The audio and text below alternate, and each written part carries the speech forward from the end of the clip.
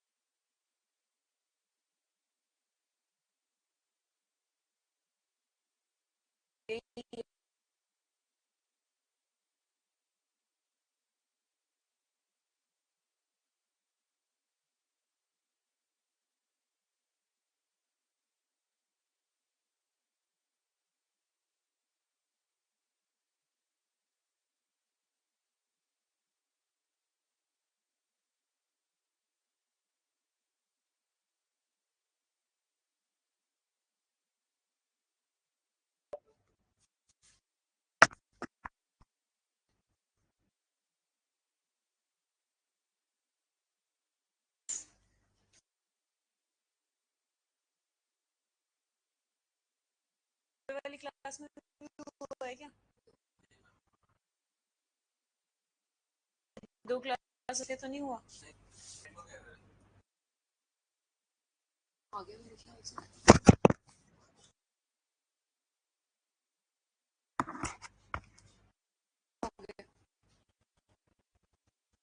Network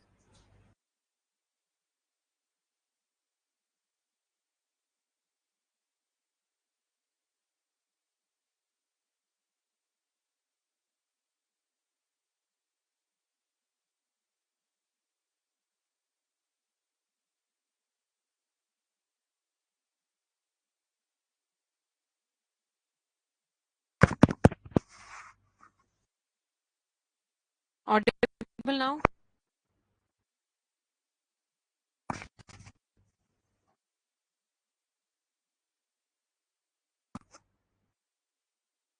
And this, that's Judiciary Batch 2025 audible? ठीक, okay.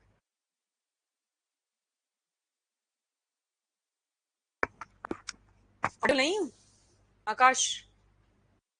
Voice is cracking. Is it for everyone or is it only for Kashish?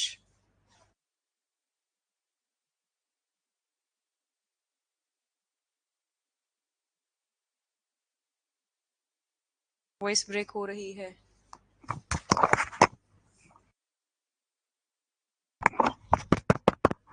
अभी भी हो रही है?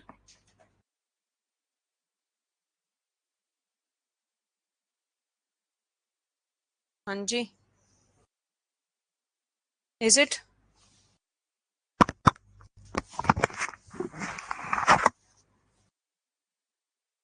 और थोड़ा बेटर है? Is it continuously breaking in between or just for a while?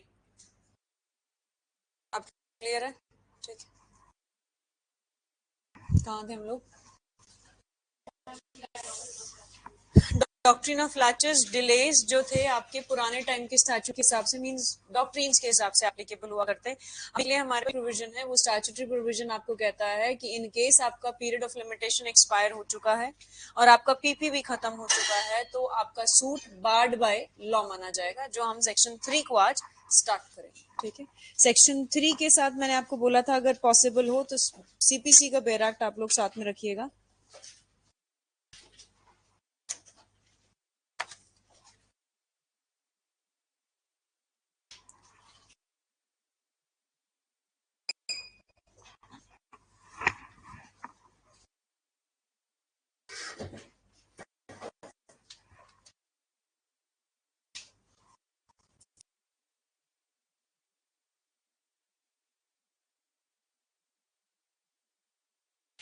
CPC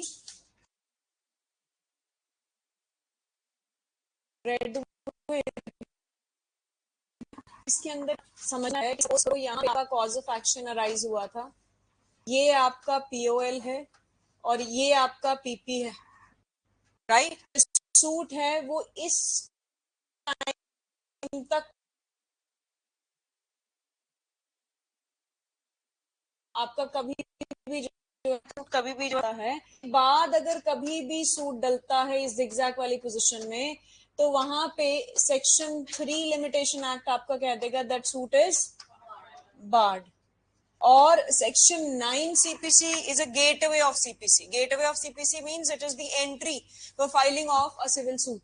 अगर आप सिविल सूट फाइल करना चाहते हो तो लिमिटेशन पीरियड होना चाहिए, बट अगर आपका लिमिटेशन पीरियड नहीं है तो वो कहते हैं if there has been an express और an implied bar within the CPC or outside the CPC, then the suit is not a suit of civil nature and the court shall not try such suits. मतलब the court shall not try such suit which is either expressly or impliedly barred. ये statement ध्यान से सुनना, ये statement section 9 CPC में है।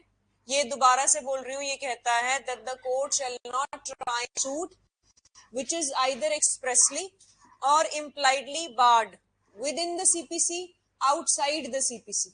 This bar of limitation is outside the CPC. CPC के अंदर तो नहीं है ना, CPC के बाहर है। क्या ये एक्सप्रेस बार है? यस, सेक्शन 3 आपका एक्सप्रेस बार कहता है लिमिटेशन एक्ट का। तो क्या कोर्ट, कोई भी court for that matter civil court, कोई भी सूट ऐसा ट्राई कर सकता है जो एक्सप्रेस बार है आउटसाइड द CPC? बताइए। यस, यस क्यों बोला? हाँ? मैं ये कह रही हूं कि अगर आपका कोई भी कोर्ट है, आप लोग ही सिविल कोर्ट हो आप लोग, और आप लोगों का एक सूट लिमिटेशन के हिसाब से बार्ड है as per the express provisions of the limitation, क्या आप एज ए सिविल कोर्ट उसको सूट को एंटरटेन करोगे? नहीं करोगे ना, सेक्शन 3 उसको बार कर रहा है। So is it a bar which is an express bar outside the CPC? Yes. तो ये एक एग्जाम्पल है इसका सेक्शन 9 के साथ। तो सेक्शन 9 CPC का गेटवे है और आपका सिविल लॉ पे ही लिमिटेशन एक्ट लगता है। तो लिमिटेशन एक्ट को एप्लीकेबल कराने के लिए मेरे पास ये सूट जो है वो बार्ड नहीं होना चाहिए। अगर वो बार्ड हुआ तो सेक्शन 9 उसको एंटरटेन करने ही नहीं देगा, विच मीन्स थ्रेश होल्ड पे उसको बार लगा देगा। और थ्रेश होल्ड पे बार लगने का मतलब बाद में कोई भी चीज उसके रिगार्डिंग आप कैरी फॉरवर्ड नहीं कर सकते। क्लियर हुआ? यहाँ सेक्शन 3 के हिसाब से पहली चीज को पढ़ते हैं अब हम, है आपका। हाँ जी वृति, वॉइस इज नॉट क्लियर। क्या नहीं समझ में आया वृति? Nothing.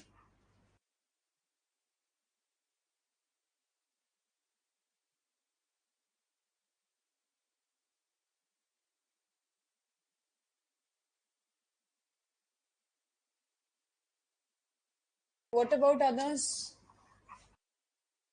Is my voice breaking? Judiciary Batch 2025.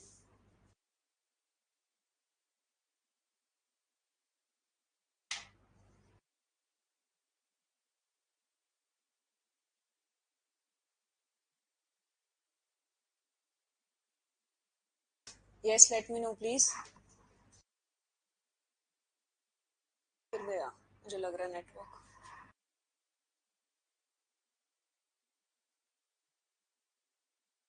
आप बोल के आए थे किसी को?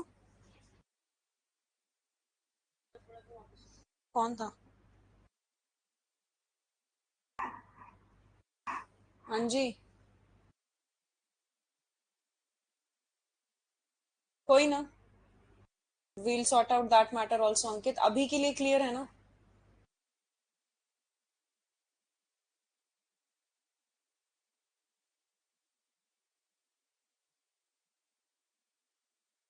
Which means इस वाले बैच में प्रॉब्लम आ रही है। डिस्टर्बेंस इन वॉइस अगेन, बुला के लाओ। हाँ क्लैश हो रहा है यहाँ पे ना। प्रशांक होंगे, मिस्टर प्रशांक, उनको बुला लो। कोई ना, we are trying to solve this issue also.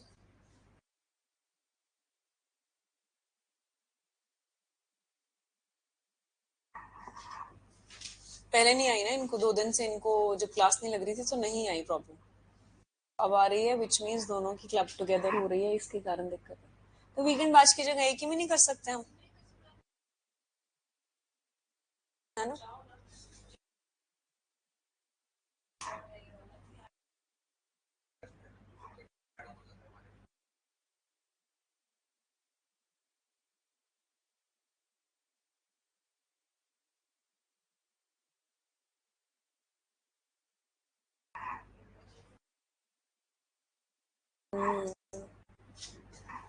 देखते हैं, वेट करते हैं। पहले वाला सिस्टम ज्यादा अच्छा था जहाँ पे सिर्फ टीचर्स के पोर्टल बने हुए, वो इजी था कि आप जिसका भी है वो वहां पे से निकालो और सुन लो। अब बैचेस का अलग अलग पोर्टल ना, हमें भी दिक्कत आती है, समझ ही नहीं आता क्या है।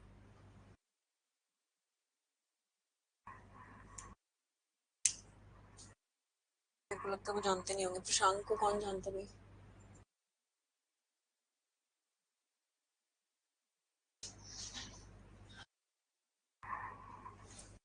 अब जब तक हम बात करेंगे ना तब तक कोई इको नहीं करेगा, कोई डिस्टरबेंस नहीं आएगी। आगे एक इस वाले बैच में इको कर रही है, दूसरे वाले में इको भी नहीं कर रही, डिस्टरबेंस भी नहीं हो रही है। एक बार आप चेक करो प्लीज। इनको जो ये वाला बैच चल रहा है आपका जुडिशरी का, ये वाला ठीक है।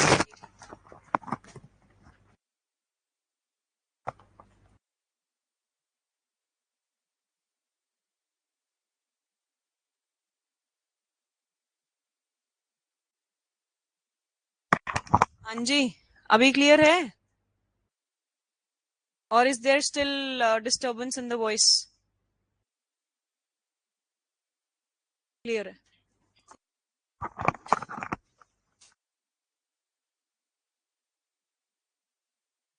And what about this batch? Am I audible now?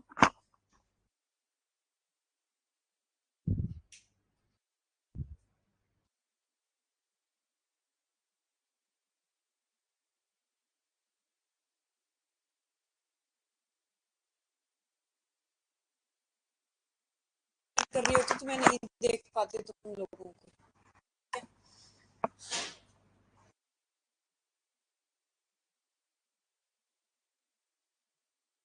Time क्या है बच्चे क्लास का? इधर आओ आगे, इधर इधर है। क्या टाइम है?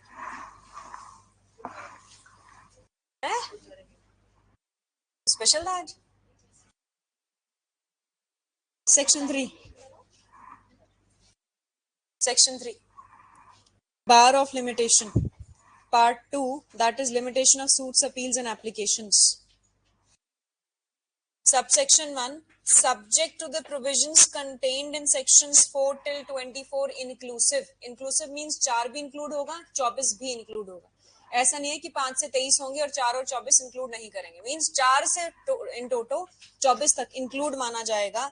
एवरी सूट आगे instituted, appeal preferred, application made after the prescribed period, underline after the prescribed period, and it is not the period of limitation, it is the prescribed period, shall be dismissed shall है यहाँ पे, which means it is the mandatory provision, bounden duty of a court है यहाँ पे ये, कि जैसे ही आपको पता चलेगा कि यहाँ पे आपका सूट बार्ड है तो वो आपका सूट को डिसमिस करेंगे। Although limitation has not been set up as a defense. Although वाले चीज को अभी के लिए छोड़ दो, उससे पहले वाले को समझते हैं, ठीक है? और इसको समझने के साथ साथ सीपीसी के कुछ और प्रोविजंस को हमें समझना पड़ेगा।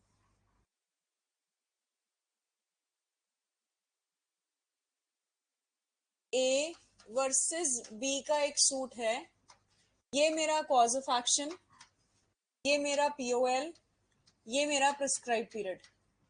मैंने जो है वो सूट यहाँ पे इंस्टीट्यूट किया, ए वर्सेस बी का सूट है, फाइलिंग काउंटर पे गई, suit is with in the time period, yes और नो? सूट अगर with in the time period है, क्योंकि पीपी से पहले है, चाहे पीओएल के बाद, उससे फर्क नहीं पड़ेगा, सूट अगर with in the time period है तो क्या वो सेक्शन 3 में सूट डिसमिस होगा? नहीं होगा, ठीक। बट सपोज मैंने सूट यहां पे डाला, सूट इंस्टीट्यूटेड हियर, और क्योंकि सूट कैसे इंस्टीट्यूटेड माना जाता है, कल बताया था प्लेंट पे, है ना, फाइलिंग ऑफ अ प्लेंट। तो जब मैंने ये ड्राफ्ट की होगी यहाँ पे आपकी प्लेंट, तो प्लेंट में अपना कॉज ऑफ एक्शन तो लिखा होगा ना बच्चे, पहले और दूसरे पैराग्राफ में, उसमें मैंने डेट्स भी स्पेसिफाई की होंगी, फिर यहाँ पे मैंने हेडिंग भी डाली होगी, ये सूट किस चीज का है, suit for permanent injunction, perpetual injunction, तो टाइम पीरियड भी पता होगा। और यहाँ पे ही पेटेंट डिफेक्ट है। पेटेंट डिफेक्ट का मतलब error which is apparent in the plaint itself. Very good. तो वहां पे हम क्या करते हैं, हम यहाँ पे कोर्ट होने के नाते आपकी प्लेंट को रिजेक्ट करते हैं। ऑर्डर 7, रूल 11, क्लॉज डी और सब रूल डी को आप यहाँ पे लिख सकते हो। इसको समझ लेना, पहले 3-4 बार समझाऊंगी क्योंकि ये थोड़ा सा टेक्निकल एस्पेक्ट है।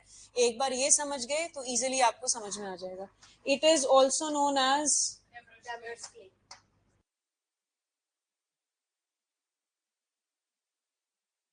Demerar's claim. It means what? As per Order 7, Rule 11 of the CPC, there are several grounds on which your plaint can be rejected. Although the rejection of a plaint is a deemed decree as per Section 2, subsection 2, which means per se appeal will lie. And in case of return or rejection, rejection is considered to be a very rigid order, and thereby it has been made a decree, and return is not a harsh or a rigid order, and thereby it is still an order. तो जब हम rejection की बात करते हैं plaint की, तो हम उसके अगेंस्ट अपील में भी जा सकते हैं, हम उसके अगेंस्ट जो है आपके उसके सेटिंग असाइड में भी जा सकते हैं, ठीक है, या हम फ्रेश सूट भी डाल सकते हैं। ये भी हमारा रूल 13 ऑफ ऑर्डर 7 कहता है। सेटिंग असाइड नहीं, सॉरी, फ्रेश सूट। अब हुआ क्या, मैंने इसको यहाँ पे इसके साथ क्यों लिंक किया? सेक्शन 3 कोर्ट को ये कहता है that court shall dismiss the suit, but this does not amount to a dismissal of a suit, it amounts to the initial stage, the rejection of a plaint. तो जब एक law एक ही चीज की बात करे और दूसरा लॉ दूसरी चीज की बात करे, तो दोनों के बीच में एक हार्मोनियस कंस्ट्रक्शन होती है। तो अगर मेरे इसमें पेटेंट डिफेक्ट आता है कि प्राइमा फेसाई आपको इस प्लेंट को पढ़ने के बाद पता चल गया कि ये तो कमी है और आपका सूट बार्ड बाय लॉ है, तो सूट डिसमिस होने की बजाय कोर्ट उसको प्लेंट ही को ऑल टुगेदर रिजेक्ट करे, चाहे वो ऑर्डर सेक्शन 3 के साथ भी करे। आप ये बोलोगे जरूर एज अ कोर्ट कि जी सेक्शन 3 भी बार करता है, प्लस ये ऑर्डर 7 रूल 11 सब रूल डी का पार्ट है, तो मैं इसको रिजेक्ट करूंगा क्योंकि ये वैलिड ग्राउंड है ऑफ रिजेक्शन।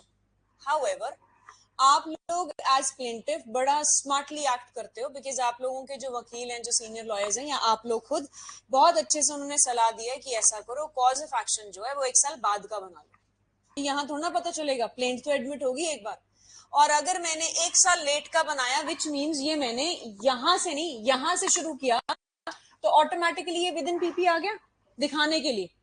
तो जब ये विद इन पीपी आ गया, तो प्लेंट में तो पेटेंट डिफेक्ट नहीं रहा ना, कोई कमी प्राइमा फेसाई तो दिख नहीं रही।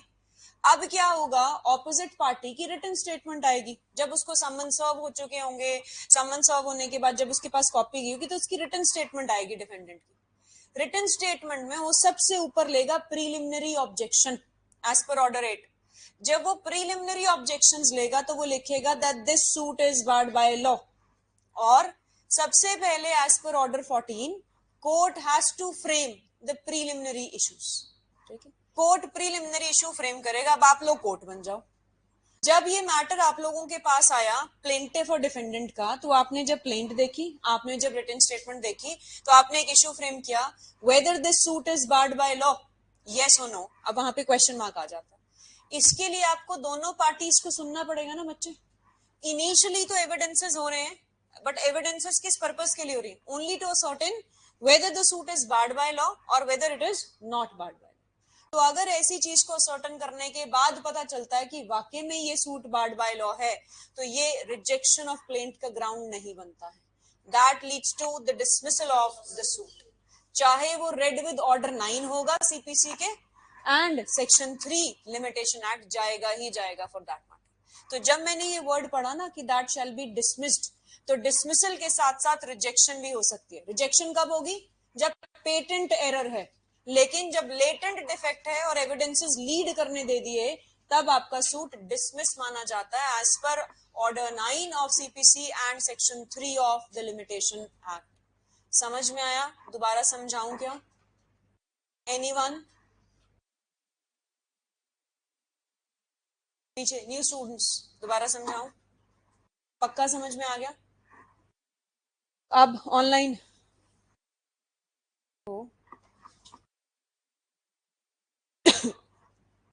एग्जाम्पल एक्सप्लेन कर दो, कौन सी वृत्ति? हाँ जी ऑनलाइन। व्हाट शुड आई, अच्छा I have to repeat it, ठीक है I repeat.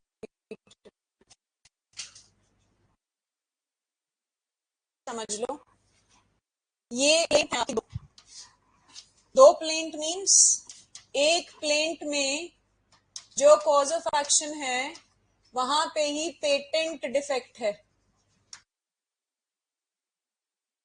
with regard to the limitation period, और यहां पे लेटेंट डिफेक्ट है। लेटेंट डिफेक्ट वो डिफेक्ट होता है जो कि हिडन डिफेक्ट होता है, again with regard to the limitation period.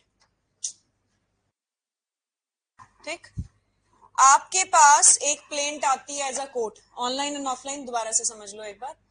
जब आपके पास एक प्लेंट आई, आप उस प्लेंट को पढ़ोगे ना जब मार्किंग वुकिंग सब हो जाएगी, प्लेंट को पढ़ा और आपने असर्टन किया कि ये सूट तो बार्ड बाय लॉ है। क्यों बार्ड बाय लॉ है? क्योंकि इसका टाइम पीरियड निकल चुका है, और although the limitation has not been set up as a defence, which means आपने लिमिटेशन को एज अ डिफेंस कॉन्डोनेशन के लिए भी नहीं मांगा। इसमें कोई पैराग्राफ इंक्लूडेड नहीं है जहां पे आपने कॉन्डोनेशन सीख की हो। तो प्राइमा फेसाई आप अपने केस को, जो आपका सूट है, उसको क्या करोगे? अब एज पर सेक्शन 3 अगर मैं बोलूं तो वो कहता है सूट डिसमिस होगा, ठीक है। बट सूट डिसमिस होने के साथ साथ मैंने कल परसों में आपको बताया था कि limitation law is complementary law to CPC. CPC में इसके प्योर स्पेसिफिक प्रोविजन है कि इन केस अगर कोई भी आपकी प्लेंट में कमी दिखती है बार्ड बाय लॉ के कारण, और जो कि पेटेंटली दिखती है, तो court instead of dismissing the suit आपकी प्लेंट को रिजेक्ट करता है, ठीक है। तो जब वो रिजेक्ट करेगा तो उस केसेस में क्या माना जाएगा? That there has been a plaint which has been rejected in that case। और अगर रिजेक्शन हुआ है तो ऑर्डर 7 रूल 11 क्लॉज डी या सब रूल डी के हिसाब से होगा, जिसको हम डेमरर्स क्लेम भी कहते हैं। So barred by law has been categorized into two parts. अब दोबारा सुनो, one is demurrers claim, that is rejection of plaint, and other is leading to the dismissal of the suit. हम इन दोनों को रेड विद सेक्शन 3 पढ़ते ही पढ़ते हैं। क्यों पढ़ते हैं? क्योंकि सेक्शन 3 ये कहता है if it is barred the court shall dismiss the suit, mandatory. But यहां डिसमिसल फर्स्ट में नहीं आता। डिसमिसल जो है यहाँ पे बच्चे, dismissal on the ground of technical fault,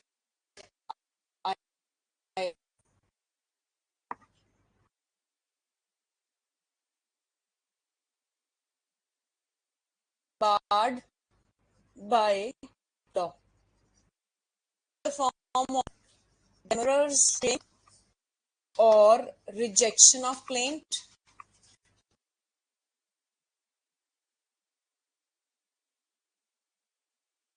and dismissal of suit. वही है ये।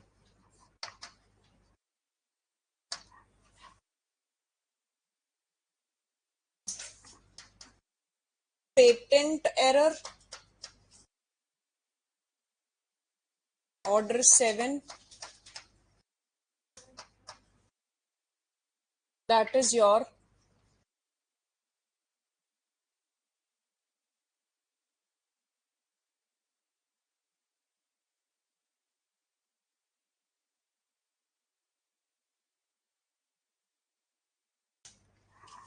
दिख रहा है सबको? बनाओ इसको।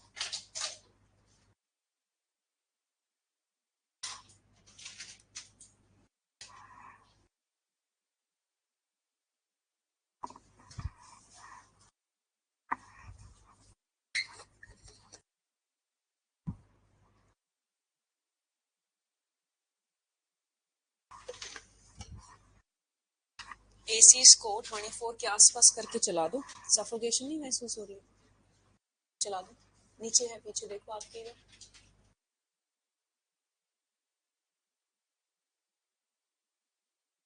ये भी थोड़ी देर में चल जाएगा, इसका टेम्परेचर सेट कर दो। बन गया बच्चे सबका? आ रहा, मजा आ रहा ना लिमिटेशन और सीपीसी लिंक होके? जब लॉ लिंक होता है और आपको पता चलता है कि अरे वो प्रोविजन मुझे याद है, तो कैसा प्राउड सा फील होता है ना। यही चाहिए हमें बस आपसे।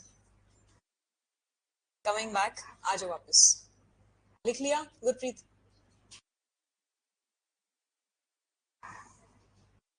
Order 9 rule red with section 3, it's in toto order 9 अभी के लिए, कोई स्पेसिफिक सब रूल या रूल नहीं है। अब दोबारा से लास्टली एंड फाइनली समझ लो, आप लोग सिविल कोर्ट हो, आंसर्स देते रहना अब अपने आप। स्पेसिफिकली आई वुड प्रेफर कि न्यू स्टूडेंट्स पार्टिसिपेट करें। आपके पास एक प्लेंट आती है मार्क होके, और जब आप उस प्लेंट को पढ़ते हो तो आपके सामने आपको पता चलता है कि कॉज ऑफ एक्शन तो इसका 31 दिसंबर 2024 को ही खत्म हो गया था, और सूट जो है वो आपके पास 19 फरवरी 2025 को आया है। तो क्या ऐसे केसेस में, क्योंकि आप सिविल कोर्ट भी हो, आपके पास सीपीसी की पावर्स भी कन्फर्ड हैं as per section 3 and order 7 rule 11, better remedy rejection of plaint होगी कि डिसमिसल ऑफ सूट होगा? डिसमिसल जनरली बच्चे अगर प्राइमा फेसाई भी हो तो मैरिट्स पे होता है, मैरिट्स इन द सेंस की सुनवाई होती है। इसमें कोई सुनवाई हुई है? कोई सुनवाई हुई है? तुम्हारे पास प्लेंट आई, प्लेंट को देख के तुम्हें डिफेक्ट पता चल गया जो कि प्राइमा फेसाई था, court is bound that you have to reject the plaint. ठीक है, although it will also come with read with section 3 also, यहाँ पे भी लिख लो, कोई बड़ी बात नहीं है, red with section 3 limitation act. ठीक है, बट सपोज करो तुम्हारे पास एक प्लेंट आई, बट उस प्लेंट में कोई भी एरर नहीं था, रादर उन्होंने बोला कि जो मेरा कॉज ऑफ एक्शन 2021 में शुरू हुआ था 31 दिसंबर को, रादर वो 31 दिसंबर 2025 को शुरू हुआ, नहीं 22 को शुरू हुआ। 22 से शुरू होने का मतलब 25 तक जो है वो चला गया आपका, 26 तक चला गया, which means with in that time period आपका लिमिटेशन पीरियड जो है वो निकल जाएगा। लिमिटेशन पीरियड निकल जाएगा। तो अगर वो लिमिटेशन पीरियड आपका है अभी भी, तो लेटेंट डिफेक्ट है। मैंने प्लेंट में ये लिख दिया जानबूझ के झूठ कि मेरा कॉज ऑफ एक्शन 1 साल बाद शुरू हुआ था, जिसमें मेरे पास पूरा 2025 का टाइम पीरियड है, और आपके पास वो प्लेंट आ रही है फरवरी में, विच मीन्स प्राइमा फेसाई वो बाढ़ नहीं दिख रही आपको। तो ऐसे केसेस में ऑपोजिट पार्टी को सम्मन भेजोगे, कॉपीज भेजोगे, उनकी तरफ से आपकी रिटन स्टेटमेंट आएगी। जब आप लोगों के पास रिटन स्टेटमेंट आ गई, तो रिटन स्टेटमेंट में सबसे पहली ऑब्जेक्शन उन्होंने क्या ले रखी है, that the suit is barred by law. तो जब उसने वो ऑब्जेक्शन ली हुई है बार्ड बाय लॉ, तो आप लोग उसी पर्टिकुलर इशू पे, assertion by one party that the suit is not barred by law, denial by the other party that the suit is barred by law, there you will frame the issues. Issue क्या frame होगा, whether this suit is barred by law और not, question mark. अब आप दोनों parties को सुनोगे, इसके ऊपर सुनने के बाद डिफेंडेंट ने ये प्रूव कर दिया कि वाकई में इस कोर्ट सॉरी ये जो सूट है वो बार्ड बाय लॉ है, तो कोर्ट क्या करेगा, क्योंकि इनिशियल स्टेज नहीं रही, एविडेंसेस आ चुके हैं, तो यहाँ पे it will lead to the dismissal of the suit and that too within this domain. आया समझ में आप सबको? श्योर? तो अब ये हमने although the limitation has not been set up as a defence, उस पे आ जाते हैं। जो आपका सेक्शन 5 है, एक बार निकालो जरा लिमिटेशन एक्ट का, सेक्शन 5 लिमिटेशन एक्ट।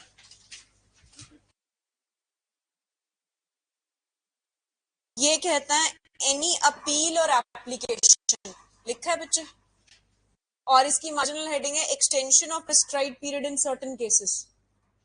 क्या ये सूट्स पे लगता है? The answer is no, it does not apply to suits. ये लिख भी लेना बेयर एक्ट्स में, क्योंकि पीटी में ये रेलेवेंट है। Section 5 does not apply to suits. और आपका एक बहुत फेवरेट क्वेश्चन आता है, suits can be condoned, suits under CPC, ऐसे आता है लिखा हुआ, suits under CPC number 1 can be condoned, cannot be condoned, can be condoned under order 7 rule 6 and both A and B, none of the above. C, it's C. suits can be condoned but only and only under order 7 rule 6 and not under any of the provisions of the limitation. तो limitation act में suits नहीं condone होते. Condone का मतलब माफीनामा.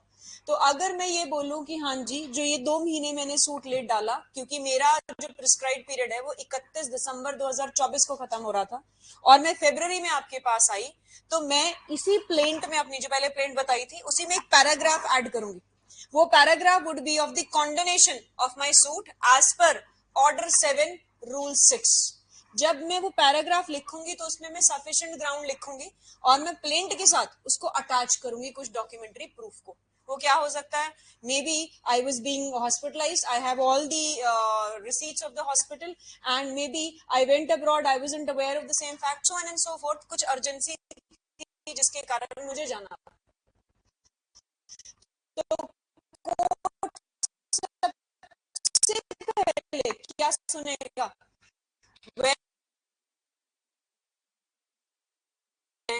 क्योंकि कभी भी application सुनी जाती पार्टी सुनी जाती है, तो जब उसके बाद कोर्ट कंडोन. लेकिन आपने वो चीज मांगी ही नहीं तो कोर्ट खुद से स्यूमोटो उस चीज को नहीं देता. That is what it has been written under section 3. अब दोबारा से इसको पढ़ेंगे. हाँ जी, किसी ने हैंड रेस किया था. कोई issue? Online students?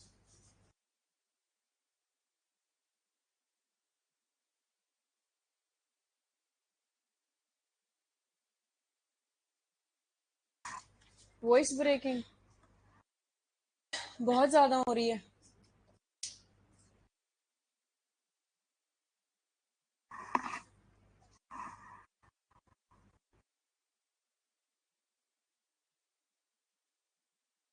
Continuously in between कुछ कुछ टाइम पे होती है, इन बिटवीन हो रही है ना, कोई बात नहीं, थोड़ा सा मैनेज कर लो इस चीज को.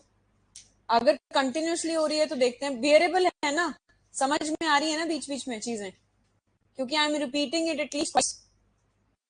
अब भी हो रही है. अभी नेटवर्क, वो नेटवर्क छोड़ो, अभी कुछ रेलेवेंट में पढ़ाई नहीं रही. Imagine that I am not teaching.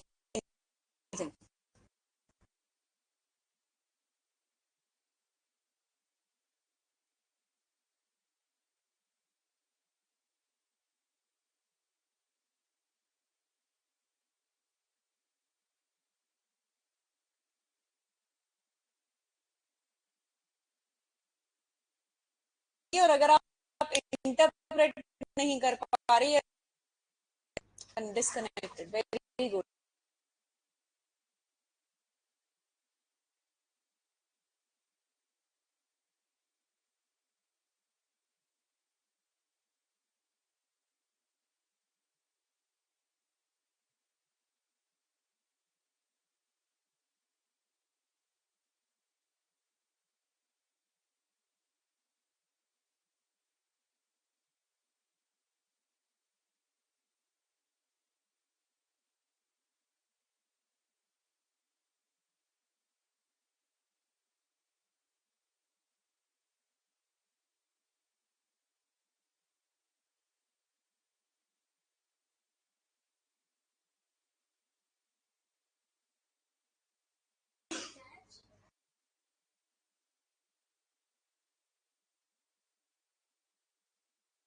कौन सा मैच देख रहे हैं अमन? तो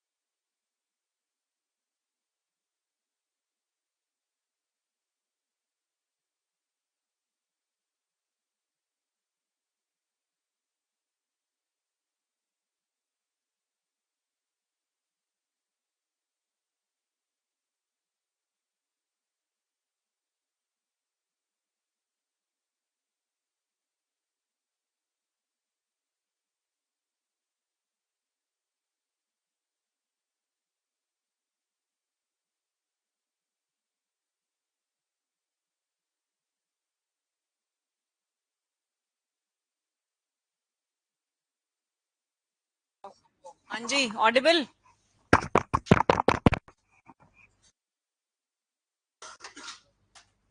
यहाँ चल रहा है, बताओ। अब वहाँ वॉइस ब्रेक हो रही है।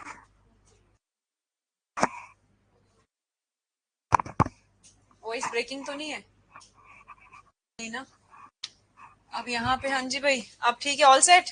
अरे गुड, चलो ठीक है, लिखो फिर। अभी तो अब मैं लिखनी हूँ। Policy behind section 3, limitation act का ए बड़ा रखना हमेशा एक्ट का, ठीक है। The limitation act prescribes the various limitation periods, prescribes the various limitation periods for the filing of a suit, application or an appeal, for the filing of a suit, application or appeal,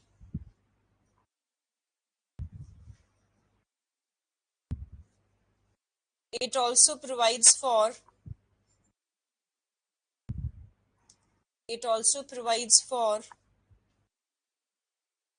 the various provisions of condonation,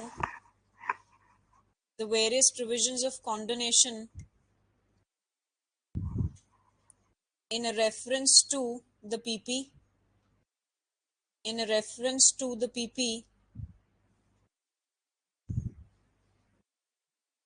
the policy behind the limitation period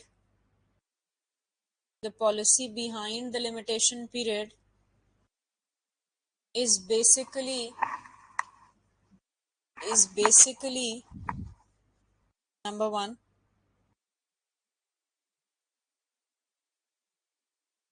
the possibility of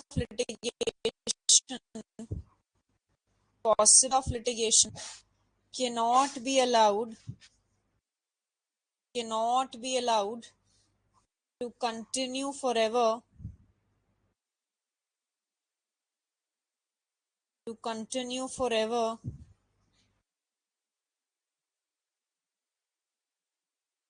this is in both the individual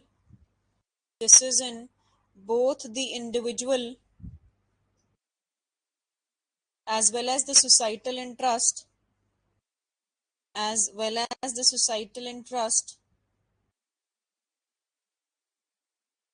it to the societal interest it relates to the societal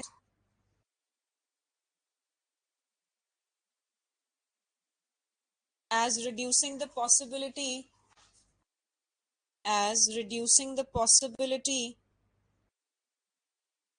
of litigation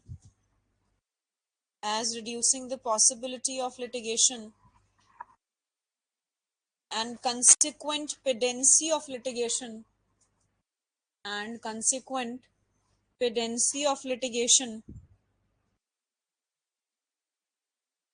will be in the benefit of the society at large.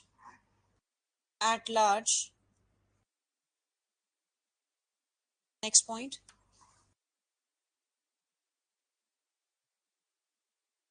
Reducing the possibility of litigation and consequent pendency of litigation will be in the benefit of the society at large.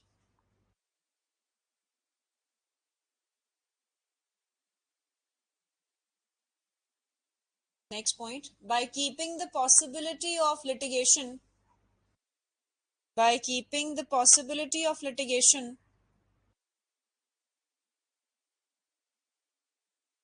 open beyond a particular period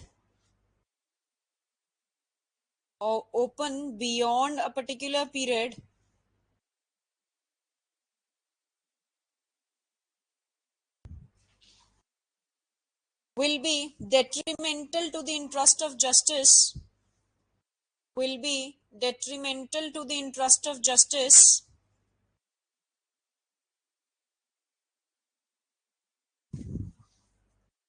in the proceedings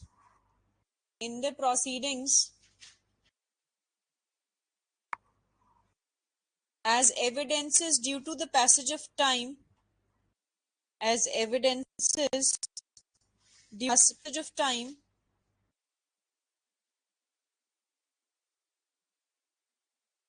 may be lost or may become stale, may be lost or may become stale.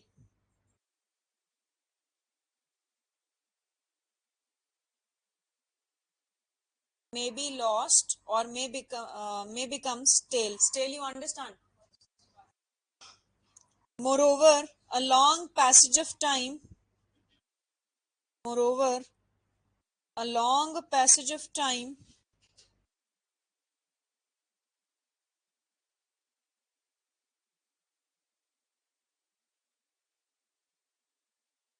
may also result into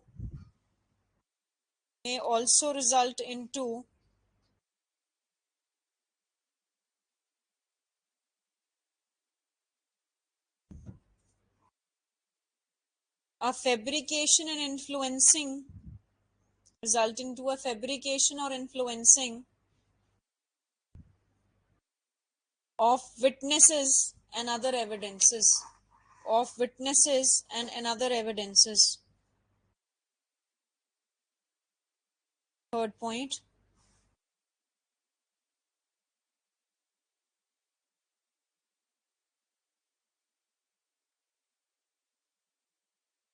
the law requires that a person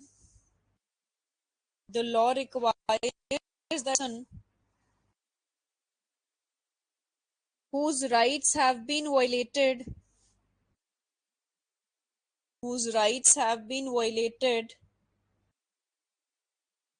should be prompt enough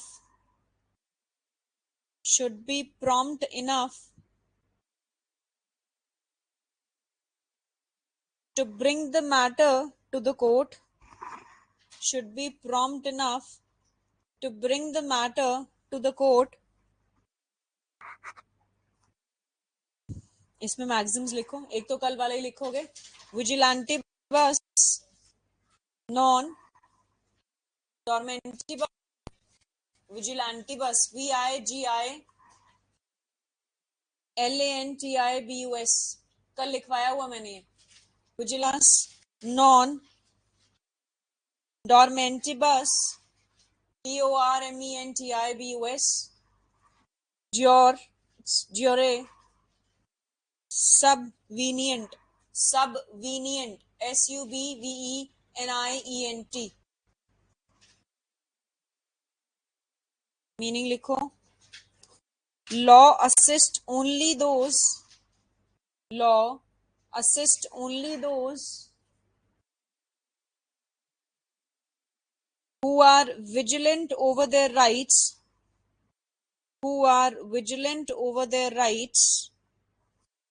and not those who sleep over or upon their rights.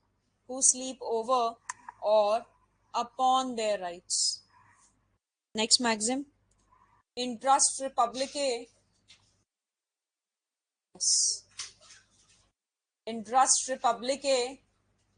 ut sit finis litem. Intrust Republicae ut sit finis litem. Shall I write it there?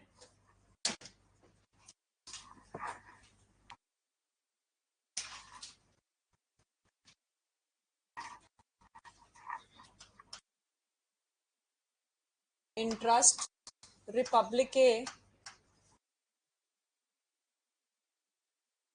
ut sit finis.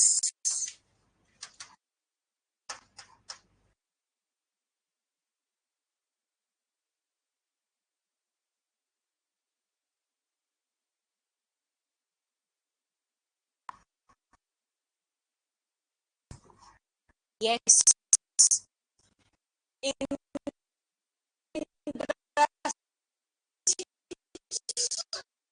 Into litigation लिखो. It is in the interest of justice or state, it is state that there should be an end to, that there should be an end, END wala, an end to litigation. What is the meaning of end, END? It has two meanings. It has two meanings. Very good. One is the purpose and another is the finishing thing. Okay, that there should be an end to litigation. Here end means good. Next likho aage. Now there is a paragraph. Section 3 itself. Section 3 of the Limitation Act expressly mandates that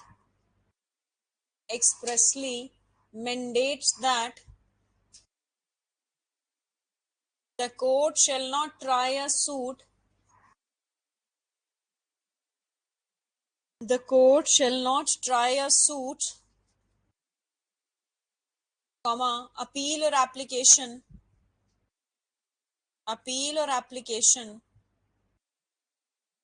if the suit, appeal or application is barred by limitation. Suit, appeal or application is barred by limitation.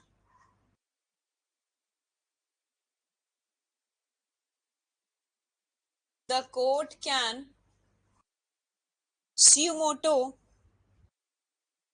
dismiss the suit. The court can suo motu dismiss the suit, or it may do so upon an application of the party concerned. Upon an application of the party concerned.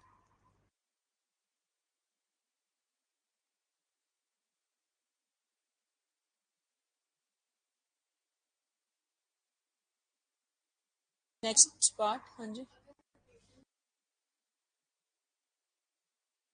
Patent defect है तो rejection हो ही गई वहां पे, तो सीमोटो ही तो है, और क्या है. लेटेंट डिफेक्ट है तो सीमोटो कर ही नहीं सकता because the court is not aware. In that case the issues needs to be framed and the opposite party has to take the objection first.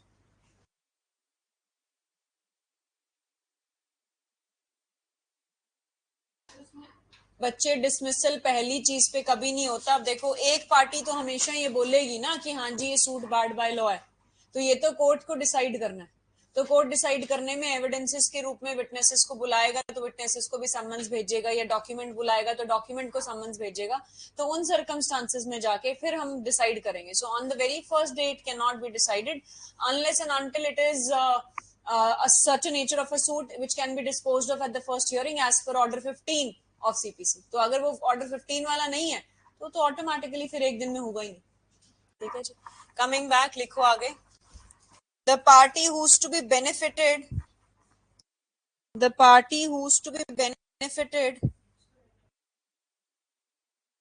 paragraph. The party who is to be benefited by the bar of limitation, that is the defendant or the respondent,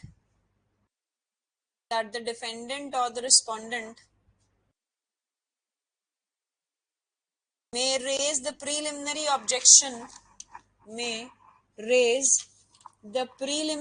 objection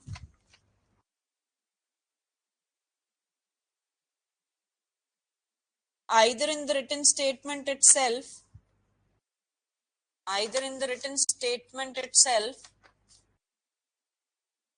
or subsequently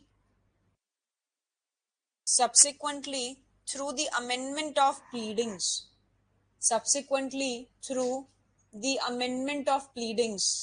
Brackets में लिखो order 6 rule 17. Can your pleadings be amended at any stage of the suit before the pronouncement of the judgment? So can you amend your written statement also at a later stage and raise the preliminary objection? Yes. कहाँ लिखे कि preliminary objection has to be raised at the earliest possible? That's a general rule. However, it has not been clearly stated. So Order 6 Rule 17 एक ऐसा provision है CPC में जहां पे आपकी प्लीडिंग्स मींस आपकी प्लेंट और रिटन स्टेटमेंट कभी भी अमेंड की जा सकती है before the pronouncement of the judgment. However, उसके लिए जब आप एप्लीकेशन लगाओगे ऑर्डर 6 रूल 17 की, तो सबसे पहले कोर्ट असर्टन करेगा कि ये एप्लीकेशन अलाउ करूं या ना करूं.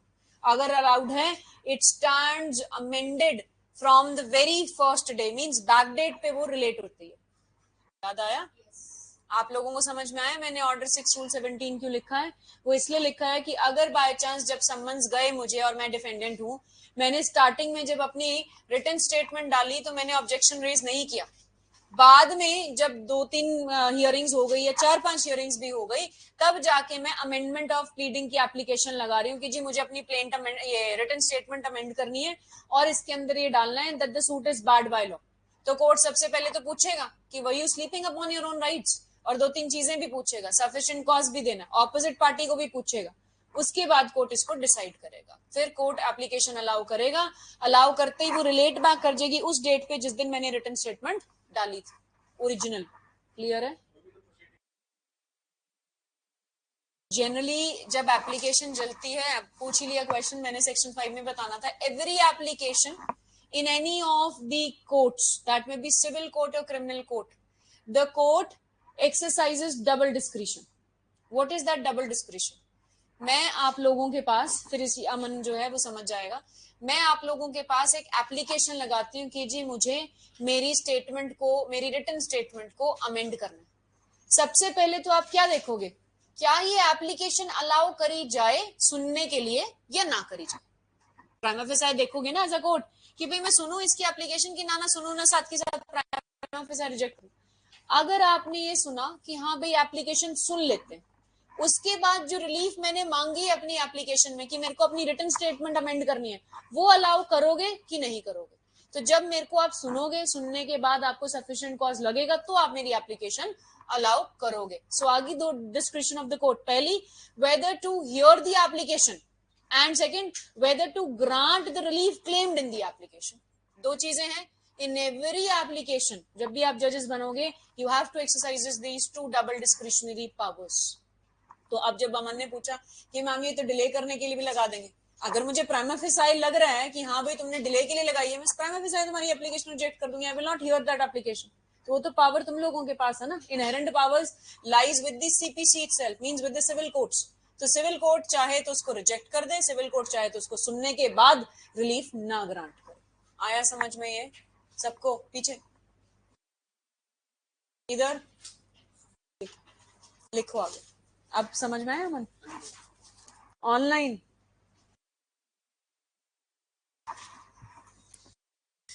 आगे लिखो. Since the objection has been raised, continuing ही है ये, since the objection has been raised by the defendant or the respondent, by the defendant or the respondent, the burden of proving the said bar, the burden of proving the said bar would lie upon the defendant, would lie upon the defendant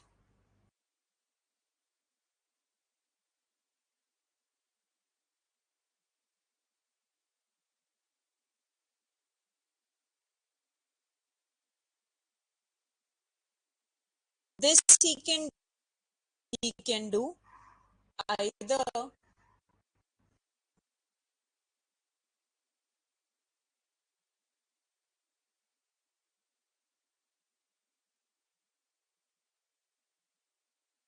proving evidence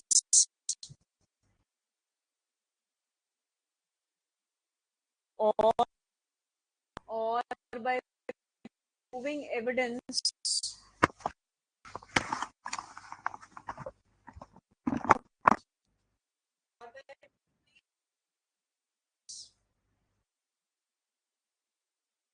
the lapse of the prescribed period, to prove the lapse of the prescribed period. Once he has proved so, once he has proved so,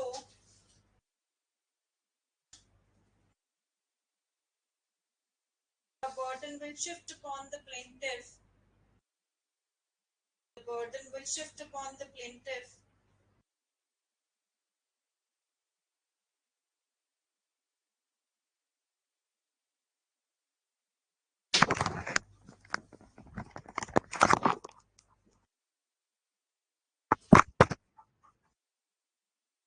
Now audible?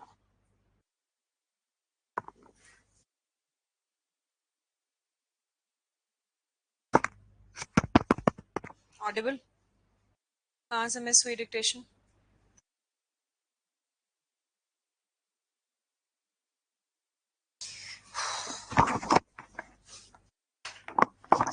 लिखो, आप लोग मत लिखना. Would lie upon the defendant or the respondent.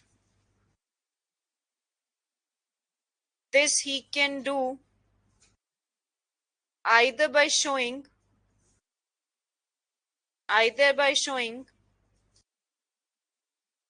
on the face of the plaint or by proving evidence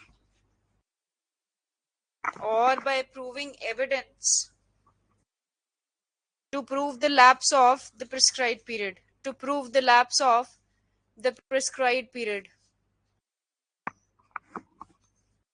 Once he has proved so,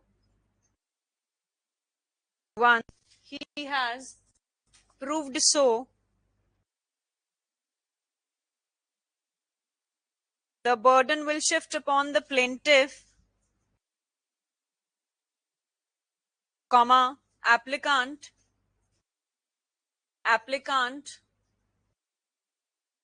or the appellant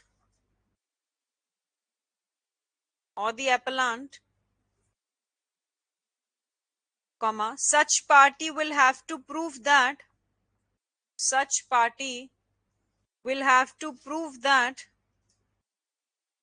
he has the benefit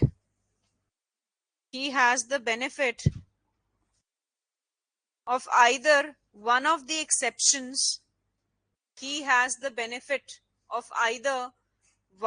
exceptions. काश हो गया तेरा complete. One of the exceptions or one of the exclusions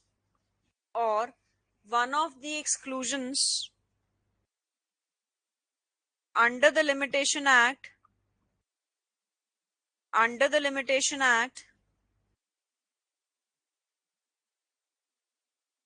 and if he fails to prove such burden of proof,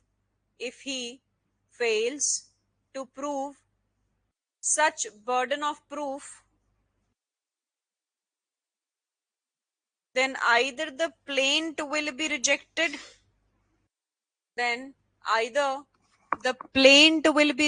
under which order? Rule 11 sub rule D or clause D. Brackets में लिख लेना. Order 7 Rule 11 sub rule D.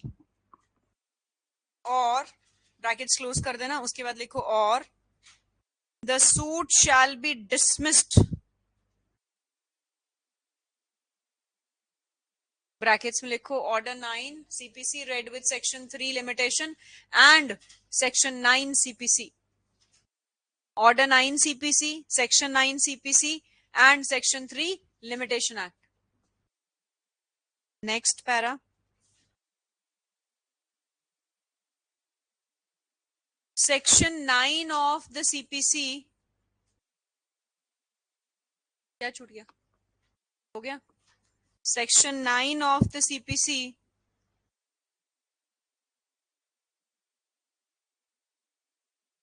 under Section 9 CPC read with Order 9 CPC and Section 3 Limitation Act. Next para.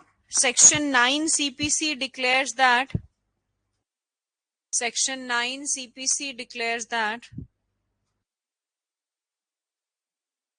a civil court shall have a jurisdiction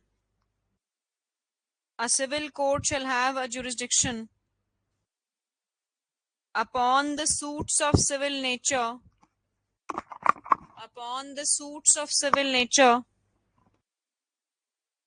unless it is expressly unless it is expressly or impliedly barred. Unless it is expressly or impliedly barred. Section 3 of the Limitation Act. Section 3 of the Limitation Act is one such express bar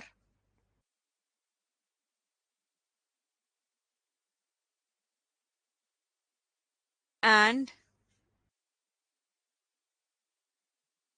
if the bar of limitation is proved and if the bar of limitation is proved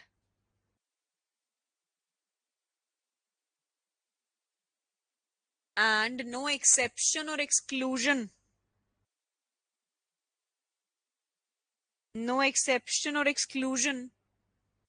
is proved then the suit shall be dismissed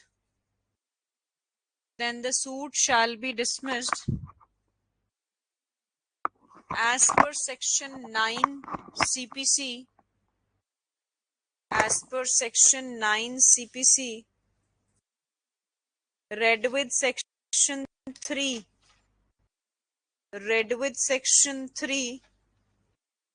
of the Limitation Act full stop. Hence the suit will not be maintainable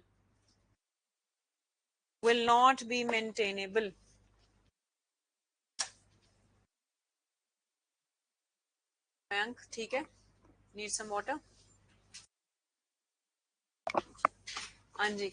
Now कुछ interaction with the new students जो मैंने अभी तक नहीं किए.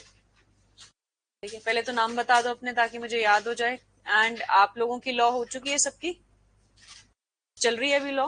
कहाँ से कर रहे हो आप?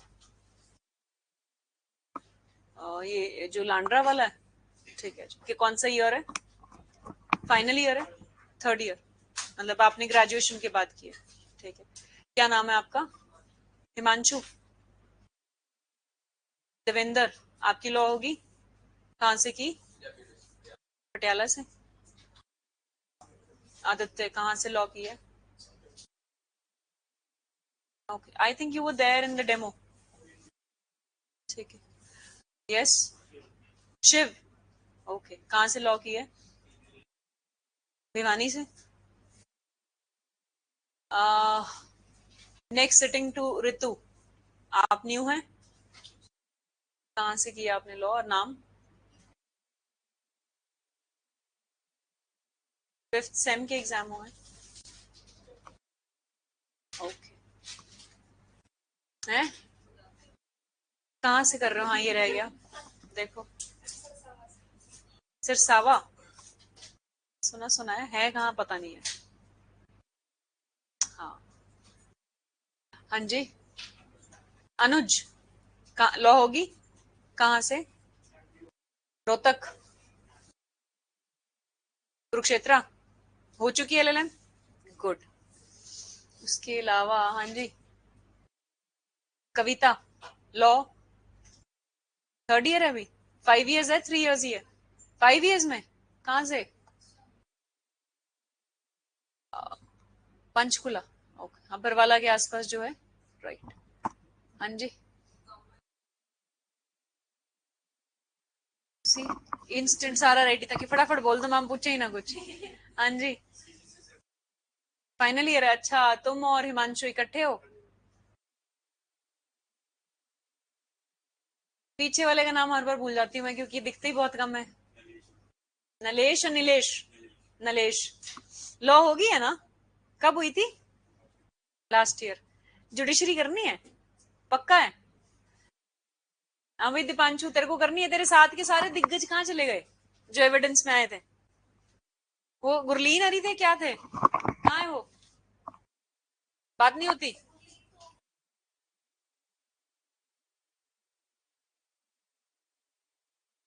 एमटी की थी कि कहाँ की थी? वही थी. हाँ? कुछ देखो मैं बताती हूँ आपको, बहुत भिन्न भिन्न प्रकार के यहाँ पे प्राणी आते हैं हमारे पास। तो उनमें से कुछ प्राणी होते हैं कि सिर्फ जिनको चंडीगढ़ घूमना होता है, घूमने के बाद बस क्लासेस का एक शो ऑफ करना होता है कि हम जुडिशरी की कोचिंग ले रहे हैं, कि जज बनेंगे बस, कि 1-1.5 साल और हम टाइम वेस्ट कर सकें अपना। वो फिर सिर्फ और सिर्फ इनिशियली 1 महीना दिखेंगे, उसके बाद वो गायब हो जाते हैं। ठीक है। जो सिंसियर स्टूडेंट्स होंगे वो काफी टाइम तक दिखेंगे और वो जेन्युइनली पढ़ाई करेंगे और पढ़ाई के अलावा वो कुछ नहीं करेंगे। जैसे कहते हैं ना, मैं सिर्फ और सिर्फ क्या करूंगा, सच बोलूंगा, सच के अलावा कुछ नहीं करूंगा। इन द सेम वे आप लोग अगर जेन्युइनली अपना जुडिशरी का एग्जाम क्रैक करना चाहते हो, and those who are eligible this year itself, तो प्लीज थोड़ा सा ज्यादा अच्छे से फोकस कर लेना। And how many of you are from Punjab? New student है पंजाब में से। आप लोग कहाँ कहाँ से? लुधियाना, संगरूर, और कौन था पंजाब से? हाँ नलेश, लुधियाना हब है तुम लोगों ने कर रखा। और कौन था भाई? And from Haryana, majority people. हाँ भाई हिमांशु, तू कहाँ से फिर? हिमाचल? हाँ, शिमला से? क्या बात है, शिमला का पेपर देने जा रहे हो? Contact him. हाँ जी, आप कहाँ से? नाम भी भूल गई मैं आपका। मीनू, अंबाला सिटी और कैंट? कैंट के पास, ठीक है।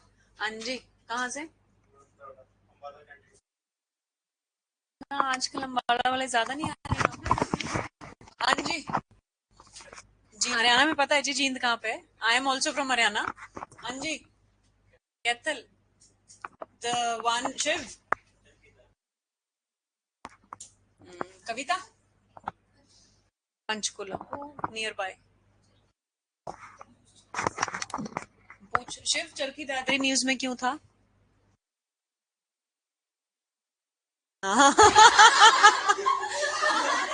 Prime Minister Haryana people seems to be rude, but they are not rude. That's the accent of speaking. So we understand that, no problem. तो हाँ वो स्ट्रेट है, ऐसा नहीं है कि वो रूड है, वो रूड नहीं है, वो बोलने का ढंग ऐसा है हमारा। ठीक है। अम्बाला, अम्बाला में कहाँ से? City? No, address is not to be disclosed here. That's a confidential communication. SP office के आसपास? हाँ, इस चीज की कि ये करवा रहा, अपनी वेरिफिकेशन इसने कर दिया कोई काम। वेरिफिकेशन पासपोर्ट की, ठीक है, प्रोवाइजो अटैच किया करना अमन साथ में। तो 16 तो बहुत, 25 आ गया, 10 साल रिसेंट कुछ नहीं था। Very good. भिवानी से अलग हुआ था? भिवानी से कौन था? हमारे कॉलेज से? अच्छा ठीक है। चलो मैं कोशिश करूंगी कि जल्दी से जल्दी मुझे नाम याद हो आप लोगों के, ताकि मैं पिन पॉइंटिंग करके आप लोगों से पूछ सकूं। अब मुझे एक चीज और बता दो, थोड़े दिन ही पूछती, मैं ज्यादा दिन नहीं पूछती। उसके बाद तो फिर बच्चे ही मुझसे पूछने बहुत कुछ लग जाते हैं और सुनाने लगते हैं। समझ में आ रहा है? सुना ही रहे थे कल, याद है वो मयंक मुकुल ने क्या सुनाया था मुझे? सीपीसी की क्लास में ही था ना, कि मैं बहुत डराती हूँ आप लोगों को। और क्या करती हूँ? केस भी फाइल करती हूँ मैं आप लोगों के ऊपर। और क्या था? I I'm dominating, है ना? That's because there is a relationship of a teacher and a student, so I will always be dominating. So उसको तो do not take it for granted for sure, because if you will take it for granted तो दिक्कत आएगी। Another thing is कि अगर कुछ भी समझ में ना आए तो प्लीज मत करना, इसमें मैं नहीं रोकूंगी आपको। If you want to ask me 10 times, I'll repeat unless and until it is getting on my nerves and it becomes irrelevant to explain. फिर नहीं मैं समझाऊंगी, फिर मैं एक बार में भी बंद हो सकती हूँ। अदरवाइज आप 10 बार पूछोगे, मैं 10 बार समझाऊंगी आप लोगों को। ठीक है। We'll stop here today and we'll continue tomorrow. Last point हो गया था कि नहीं आकाश? और अपने अपने बैरक्स लेके आया करो प्लीज। रेंट एक्ट की भी क्लास है, तो रेंट एक्ट की क्लास में बेयर एक्ट होना चाहिए आज आपके पास। और आप लोग लगाओगे वो class. Those who have not attended earlier or those whom I am pressuring that you have to be here.